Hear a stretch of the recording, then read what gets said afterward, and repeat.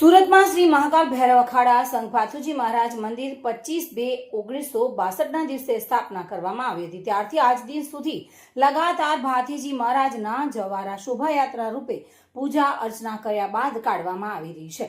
ત્યારે આ શોભાયાત્રામાં ભાથુજી મહારાજ મંદિરથી વેરાઈ માતાજીના મંદિર સુધીની યાત્રામાં પૂજા અર્ચના સાથે ભાથુજી મહારાજના ભુવાજી નારાયણ બાપુ મહાકાલ ભૈરવ અખાડા સંઘના રાષ્ટ્રીય અધ્યક્ષ વિનોદભાઈ સોલંકી, મહેન્દ્રભાઈ રાઠોડ, પ્રકાશભાઈ વસાવા, દીપકભાઈ સોલંકી, બાલવીરભાઈ કુથવાહા, રામકિરોના કુશવાવા, વિમળાબેન પટેલ, રંજનબેન પંચાલ, વિમલબેન પટેલ, ધનગૌરીબેન સોલંકી, બહેલાભાઈ પંચાલ અને કાર્યકર્તાઓની ઉપસ્થિતિમાં આજે ડભોઈ નગર દર્ભાવતી નગરીમાં ધામધૂમથી જવારાનો વરઘોડો કાઢી અને વેરાઈ માતાજીના તળાવમાં વિસર્જન કરવામાં આવ્યું હતું, જેમાં બહોળી સંખ્યામાં લોકો પણ ઉપસ્થિત રહ્યા હતા।